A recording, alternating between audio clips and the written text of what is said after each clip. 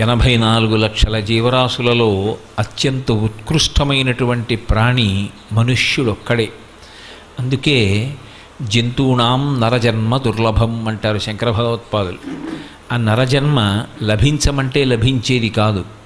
ఈశ్వరుడి యొక్క అనుగ్రహం పరిపూర్ణంగా లభిస్తే దాని చేత మనుష్యుడిగా వస్తాడు.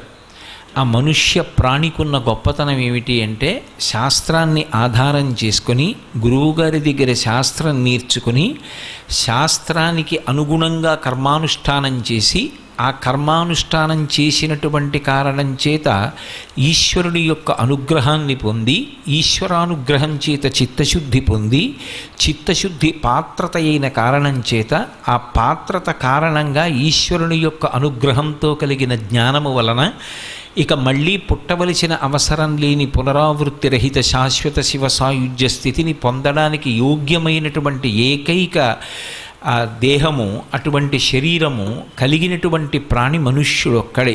అందుకే మనుష్య ప్రాణి అనేటప్పటికీ అంత విశేషమైనటువంటి స్థాయిని శాస్త్రం కల్పించింది. మళ్ళీ మనుష్యుడు తరించడానికి ఆ పూర్ణత్వాన్ని పొందడం కోసం ఋషులు దార్శనికులై ఆశ్రమం కింద విభాగం చేశారు జీవితాన్ని. ప్రారంభంలో బ్రహ్మచర్యము, తర్వాత గృహస్థాశ్రమము, తర్వాత వానప్రస్థము, వానప్రస్థము తర్వాత సన్యాసాశ్రమము, 4 ఆశ్రమాలు. ఇందులో అందరూ చిట్ట చివరి ఆశ్రమాన్ని ఆశ్రయించినా ఆశ్రయించకపోయినా కనీసం ఈ 3 ఆశ్రమాలలోనైనా తరించే ప్రయత్నం చేస్తారు. తరించుట అంటే దాటుట అని. ఏది దాటుట అంటే జనన మరణ చక్రం నుంచి విడుదల పొందడం, సంసార సముద్రాన్ని దాటడం. పునరపి జననం పునరపి మరణం పునరపి జననీ జఠరే శయనం ఇహ సంసారే బహుదుస్తారే కృపయాపారే పహిమురారే అంటారు శంకర భగవత్పాదులు. ఇందులో మీరు కొంచెం జాగ్రత్తగా గమనిస్తే బ్రహ్మచర్యాశ్రమం అంతా కూడా విద్యాభ్యాసానికి చెందినదై ఉంటుంది. అందుకే బ్రహ్మచారికి ఆర్థికమైనటువంటి ఆంక్షలు కానీ అనుష్ఠాన సంబంధమైన ఆంక్షలు కానీ చాలా విశేషంగా ఏమి విధించరు. ఏకాదశి నాడు ఉపవాసం చెయ్యమని శాసనం చెయ్యరు. లేదా కనీసంలో కనీసం అతను తన అన్నాన్ని తాను సంపాదించుకోవలసినటువంటి అవసరాన్ని కూడా కల్పించరు. అది భిక్షాన్నం తీసుకొచ్చి ఇస్తే తల్లిగా ఆ గురుపత్ని వడ్డిస్తుంది. ఆ గురుపత్ని పెట్టినటువంటి అన్నం తిని 365 రోజులు సంవత్సరంలో చెయ్యవలసిన పని ఏమిటి అంటే అత్యంత శ్రద్ధాభక్తులతో గురువుగారి దగ్గర కూర్చుని విద్యాభ్యాసం చేయడమే. ఆ బ్రహ్మచారిగా ఉన్నప్పుడు ఏ విద్యాభ్యాసం చేశాడో, ఏ విద్యని సముపార్జించాడో అదే అతనికి జీవితాంతం కూడా అతని అభ్యున్నతి కొరకు కర్మానుష్ఠానమునకు ప్రమాణంగా నిలబడుతుంది. అందుకే బ్రహ్మచారికి ఇంకా ఇతర కర్తవ్యములు యథార్థమునకు లేవు. అతని ప్రధాన కర్తవ్యం ఏమిటి అంటే విద్యని సముపార్జించుట ఒక్కటే. అథవా ఆ విద్య సముపార్జించడానికి బుద్ధి నిలబడ్డం కోసం అన్ని వేళలా భగవంతుని యొక్క అనుగ్రహం బుద్ధి యందు ప్రచోదనం కావడం కోసం ఆయన చెయ్యవలసింది ఒక్క సంధ్యావందనం చేస్తాడు, గాయత్రీ మంత్రానుష్ఠానం చేస్తాడు, ఆ జపం చేసి సమిధాదానం చేస్తాడు. గురువుగారి యొక్క అగ్నిహోత్రంలోకి లేదా తండ్రి గారి అగ్నిహోత్రంలోకి సమిధని ప్రదానం చేస్తాడు. అందుకే బ్రహ్మచారికి అంతగా ధన సంబంధమైనటువంటి విషయంతో ముడిపడేటటువంటి అవసరం ఉండదు. వానప్రస్థు అన్నీ విడిచిపెట్టి ఈ సంసారంలో ఇంతకాలం ఉన్నాను, ఇంత లంపటం అనుభవించాను, ఏదో భార్యని పొందాను, బిడ్డల్ని పొందాను, ఓ ఇల్లు కట్టాను, ఇన్ని సుఖాలు అనుభవించాను, ఈ సుఖాలన్నీ సుఖాలు కావు. ఇవాళ సుఖం అని అనుభవించింది రేపు దుఃఖంలా అనిపిస్తుంది.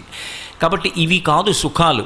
ఏది శాశ్వతమైన సుఖము అంటే అంబుజోదర దివ్యపాదారవింద చింతనామృతపాన విశేషమత్త చిత్త మీరీతి ఇతర విషయంబు చెరనీర్చు వినుత గుణశీల మాటలు వేయునేలా అంటాడు ప్రహ్లాదుడు. అలా ఎప్పుడూ భగవంతుని యందు మాత్రమే చిత్తముంచుకోగలిగినటువంటి ప్రశాంత స్థితి కావాలి. ఇతరమైనటువంటి ఒత్తిళ్ళు, ఇతరమైన విషయాలతో నాకు సంపర్కం వద్దు అనుకుంటే ఆ సంసారాన్ని విడిచిపెట్టి భార్యని తీసుకొని అరణ్యంలో ప్రవేశిస్తాడు. పూర్వకాలం వెళ్ళినటువంటి పరిస్థితిని నేను ఉటంకిస్తున్నాను.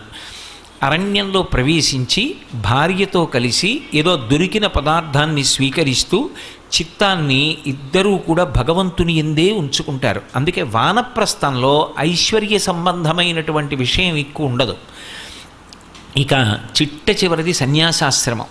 సన్యాసాశ్రమం అత్యంత ఉత్కృష్టమైన ఆశ్రమం, అందరూ ఆశ్రయించగలిగినది కాదు. జ్ఞానము విపరీతంగా పొందాలనేటటువంటి కుతూహలం కలిగితే, జ్ఞానము పొందాలనేటటువంటి కుతూహలము విపరీతమైతే అన్నిటినీ విడిచిపెట్టేసి కేవలము భగవంతుని యందు మాత్రమే మనసు పెట్టుకొని అన్నిటినీ విడిచిపెట్టేస్తే చిట్ట చివరికి అగ్నిహోత్రంతో సంబంధాన్ని కూడా విడిచిపెట్టేస్తాడు. అందుకే సన్యాసాశ్రమంలో ఉన్నటువంటి వ్యక్తి తన అన్నాన్ని తాను వండుకోడు, అగ్ని సంబంధం ఉండదు కనుక. ఆయన భిక్షాన్నమే స్వీకరిస్తాడు.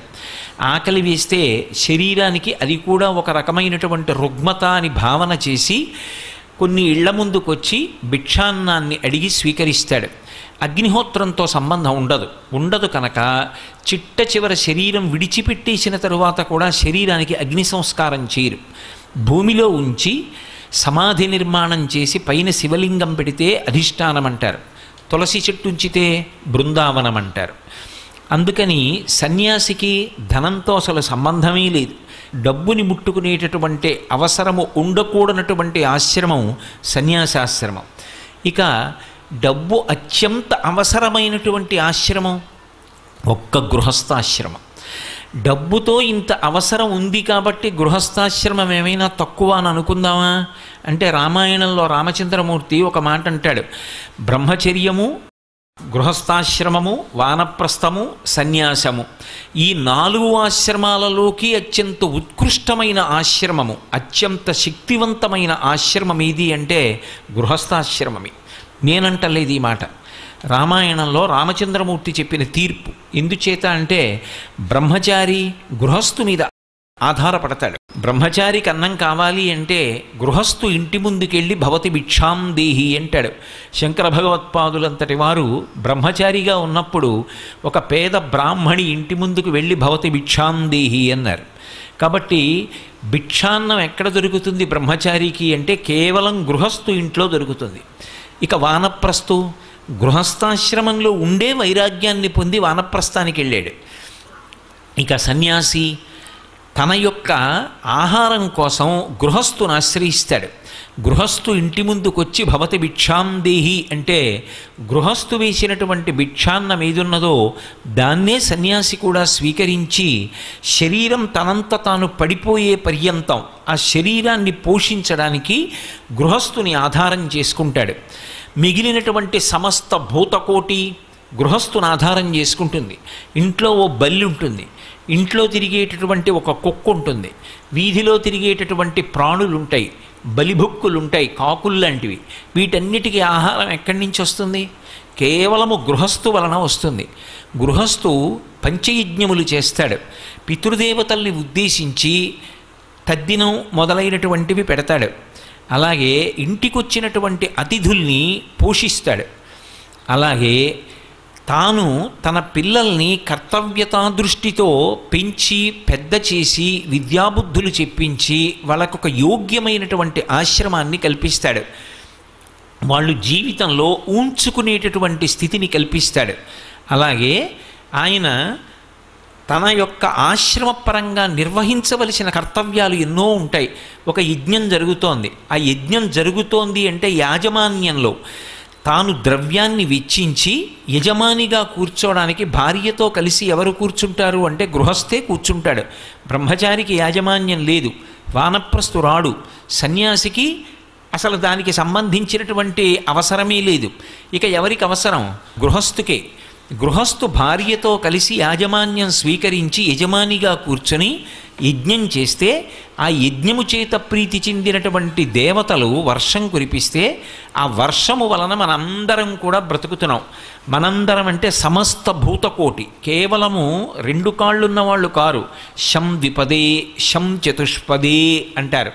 రెండు కాళ్ళున్న ప్రాణులు, నాలుగు కాళ్ళున్నటువంటి ప్రాణులు, చెట్లు, కీటకములు ఇవన్నీ కూడా ఎవరి వలన బ్రతుకుతాయి అంటే ఒక్క గృహస్థు వలన బ్రతుకుతున్నాయి. అందుకే గృహస్థాశ్రమం అత్యంత ప్రధానమైనటువంటి ఆశ్రమం. గృహస్థాశ్రమంలో లేకపోతే 3 రకములైనటువంటి రుణములు తీరవు. అసలు పితృరుణం తీరాలి అంటే గృహస్థాశ్రమమే దానికి ఆలంబనం. గృహస్థాశ్రమంలోకి ప్రవేశించి ధర్మపత్నిని స్వీకరించి తన కామాన్ని ధర్మంతో ముడివేసి తన తేజస్సుని ఆమె యందు నిక్షేపించిన కారణం చేత కలిగినటువంటి కుమారుడి వలన తనకి పితృరుణం తీరుతుంది. అందుకే కుమారుడు కలిగితే కట్టుకున్న బట్టలతోటే కొంచెం ఎత్తైనటువంటి ప్రదేశంలోంచి నీళ్లలోకి దూకుతారు. ఆ నీళ్ళు ఇలా పైకి ఎగిరితే ఆ నీటిని చూసి పితృదేవతలు రుణం నుంచి విముక్తుణ్ణి చేస్తారు. కాబట్టి పితృరుణం తీరాలన్నా గృహస్థాశ్రమమే ఆలంబనం. దేవతారుణం తీరాలి. దేవతల యొక్క రుణం తీరాలి అంటే రామాయణ భారత భాగవతాది గ్రంథములు చదువుకోవాలి. వాళ్ళు మనిషి జన్మ పండడానికి వీలైనటువంటి రీతిలో వేదములలో చెప్పబడినటువంటి విషయాన్ని భూతద్దంలో పెట్టి చూపించి మనకందరికీ అర్థమయ్యేటటువంటి రీతిలో సర్గశ్చ ప్రతిసర్గశ్చ వంశో మన్వంతరాణి చ వంశానుచరితంచైవ పురాణం పంచలక్షణం అంటారు. 5 లక్షణములతో కూడుకున్నదై మనిషి జీవితం ఎంత ధార్మికంగా ఉండాలో నిర్ధారించడం కోసమని పౌరాణిక వాంగ్మయాన్ని మనకిచ్చారు. అటువంటి ఋషుల యొక్క రుణం తీరాలి అంటే ప్రతిరోజు దేవతార్చన జరగాలి. దేవతార్చన అంటే గృహదేవతలను ఉంటారు, ప్రతి ఇంట్లో దేవతలు ఉంటారు. ఆ దేవతలు పస్తు ఉండకూడదు, వారు ఉపవాసం ఉండకూడదు. ఆ దేవతలకి నైవేద్యం జరగాలి అన్నా, దేవతలకి ఆరాధన జరగాలి అన్నా గృహస్థాశ్రమం అవసరం. ఆ గృహస్థాశ్రమంలో ఉన్నవాడే దేవతల యొక్క రుణం తీర్చుకోగలడు. యజ్ఞయాగాది క్రతువులు చేసి హవిస్సునిచ్చి వాళ్ళకి భోజనాన్ని కల్పిస్తాడు. అలాగే చిట్ట చివరిది ఋషి రుణం, దేవతా రుణం, అలాగే పితృరుణం. ఈ 3 రుణములు తీరడానికి యోగ్యమైనటువంటి ఆశ్రమం ఏది అంటే ఇన్నింటికీ ఆలంబనమైనటువంటి గృహస్థాశ్రమంలో ఇన్ని కర్తవ్యాలు నిర్వహించాలి అంటే ధనం అవసరము లేకుండా ఎలా ఉంటుంది? అందుకే గృహస్థు ధనాన్ని కోరుకుంటే దాంట్లో దోషం లేదు. బ్రహ్మచారికి దానం పట్టేటటువంటి అధికారం లేదు. బ్రహ్మచారి దానం పుచ్చుకొని రేపటి కొరకు అని దాచకూడదు. అందుకే పోతన గారు భాగవతం చేస్తూ వామనమూర్తి ఘట్టంలో ఆ బ్రహ్మచారిగా వచ్చినటువంటి విష్ణుమూర్తి చేత చెప్పిస్తారు. గొడుగో జన్నిదమో కమండలయో నాకున్ ముంజియో దండమో వడుగేనెక్కడ కరుల్ వామాక్షుల శంబులెక్కడ నిత్యోచిత కర్మమెక్కడ మదాకాంక్షితం బైన 3 అడుగుల్ మేరయ త్రోవకిచ్చుటది బ్రహ్మాండంబు నాపాలికిన్ననిపిస్తారు. నిత్యోచిత కర్మ సంధ్యావందనం, విద్యాభ్యాసం. అతనికి ఐశ్వర్యంతో సంబంధం లేదు కాబట్టి రేపటి కొరకు అని దానం పట్టి దాచకూడదు బ్రహ్మచారి. వానప్రస్థు దాని జోలికెళ్ళాడు. సన్యాసికి అసలు అవసరం లేదు. ఇక రేపటి కొరకు అని దాచవలసిన వాడెవరు? తన బిడ్డల కోసం, ఇంటికొచ్చే అతిథుల కోసం, తాను దాన ధర్మాలు చెయ్యడం కోసం, తన జీవితానికో ప్రయోజనం కలగడం కోసం డబ్బు సంపాదించాలనేటటువంటి ఆర్తి పొందవలసినటువంటి వాడు ఒక్క గృహస్థే. గృహస్థుకి డబ్బు సంపాదించాలి అని కోరిక ఉన్నదనుకోండి, అది దోషము అని చెప్పకూడదు.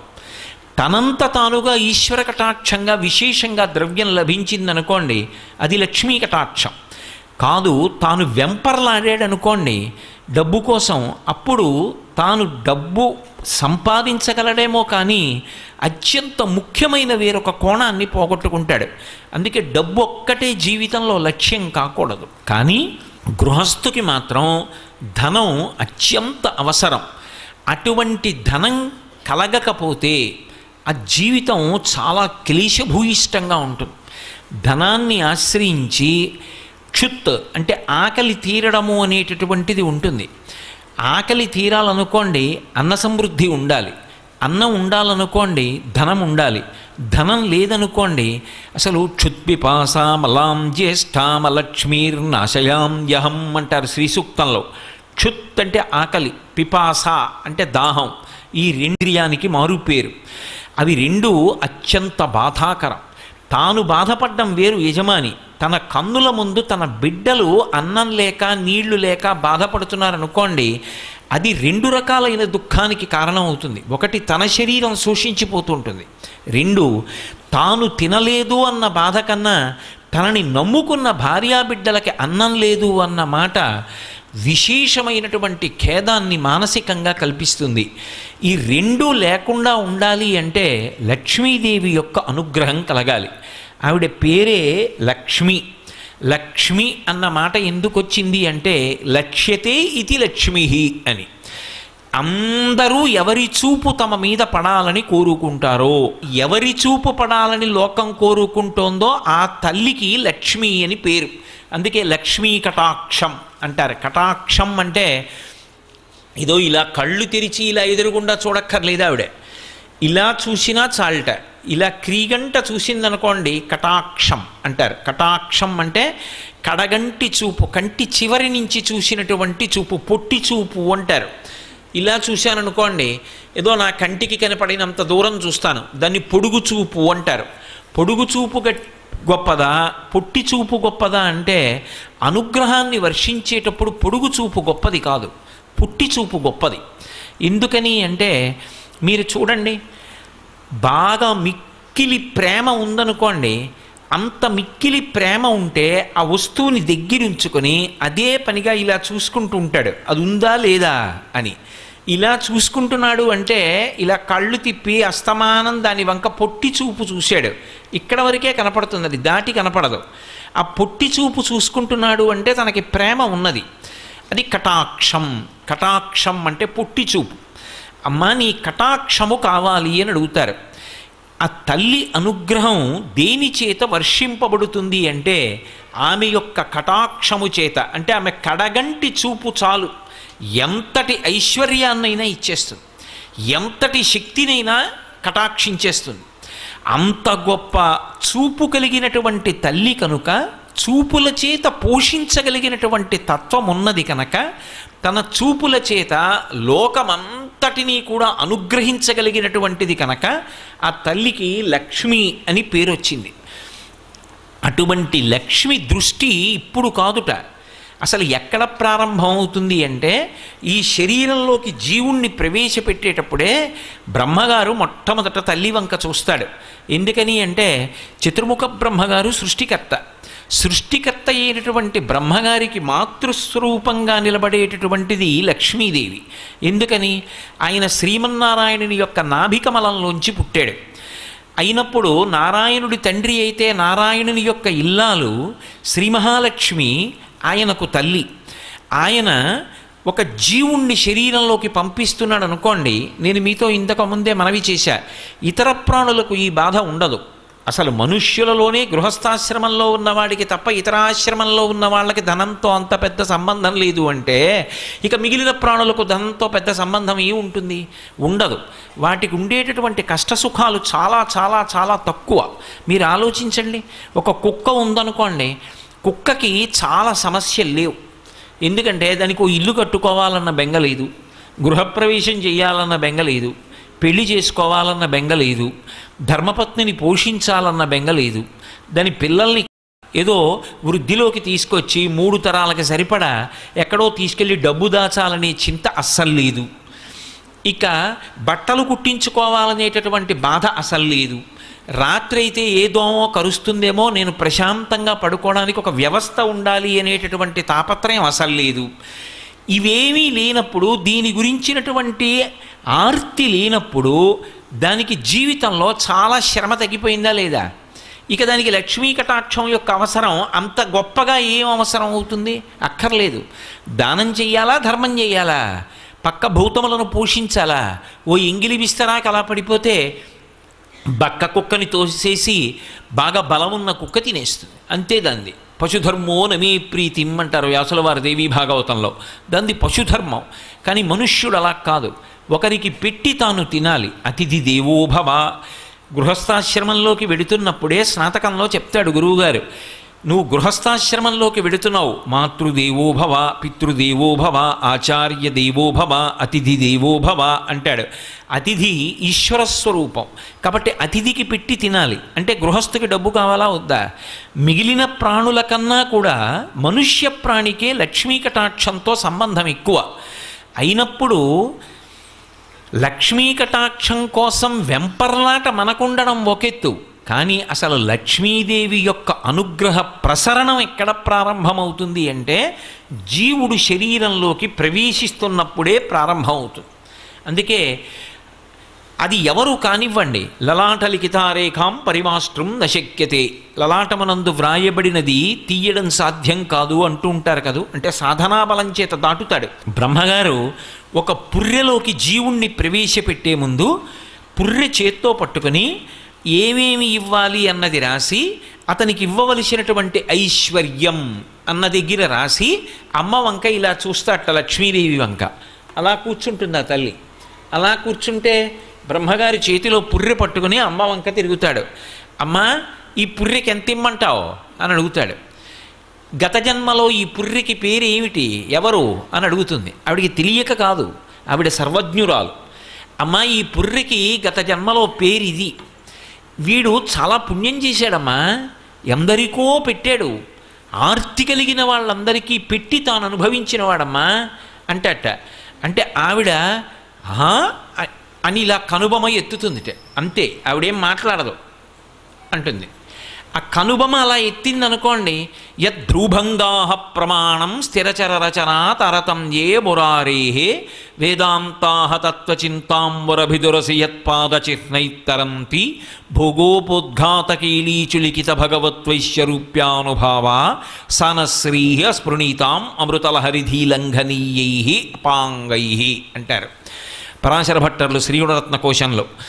అమ్మవారు అపాంగై అంటే కటాక్షం, కడగంటి చూపు. ఆ మాట బ్రహ్మగారు చెప్పేటప్పటికీ ఆ చేతిలో పట్టుకున్న పుర్రెకి గత జన్మలో ఉన్న పేరు చెప్పేటప్పటికీ ఓ అనుకుని మనసులో అంటుందిట, యద్ధ్రుభంగా ప్రమాణం. ఆవిడ కనుబొమ పైకెత్తిందా గొప్ప ఐశ్వర్యవంతుడవుతాడు అని వ్రాసేస్తాడు బ్రహ్మగారు. ఇంటి ముందు ఏనుగులు నిలబడి తొండములనెత్తి ఘీంకరిస్తూ ఉంటాయి, అంతటి గొప్ప ఐశ్వర్యవంతుడవుతాడు. ఆ పేరు విందావిడ. వీడా గత జన్మలలో ఒక్కరికి ఉపకారం చేసినవాడు కాదు, ఒక్క మంచి పని చేసినవాడు కాడు, ఆర్తితో ఉన్న ఒక్కళ్ళకి ఆర్తి తీర్చినవాడు కాడు, ఉన్నదంతా దాచుకుంటే తనదవుతుందని భ్రాంతిలో ఉన్నవాడు. ఆఖరికి శరీరం విడిచిపెట్టినప్పుడు తనతో వచ్చేదేది కనుక కింవానేన ధనేన వాజికరిభిప్రాప్తేన రాజ్యేన కింవా పుత్ర కళత్ర మిత్ర పశుభిర్దేహేన గేహేన కిం జ్ఞాతైతక్షణభంగురం సపతిరోత్యద్యం మనోదూరతః స్వాత్మార్థం గురువాక్యతో భజ భజ శ్రీపార్వతీ వల్లభం అంటారు శంకర భగవత్పాదులు. చిట్ట చివరికి తన ఇల్లు, తన బిడ్డలు, తన భార్య, వీళ్ళ సంగతి విడిచిపెట్టండి,